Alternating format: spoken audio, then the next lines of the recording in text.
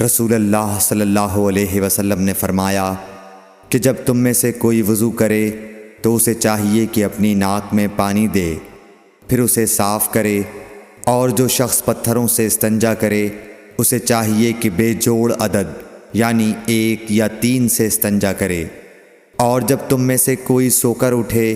تو وضو کے پانی میں ہاتھ ڈالنے سے پہلے اسے دھو لے،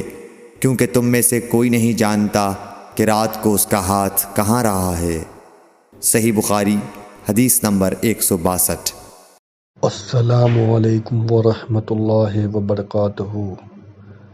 اللہ کے رسول کے بتائے ہوئے راستے پر چلنے کی توفیق عطا فرمائے،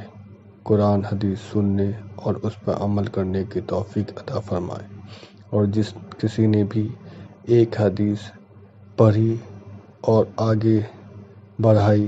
تو اللہ اس کا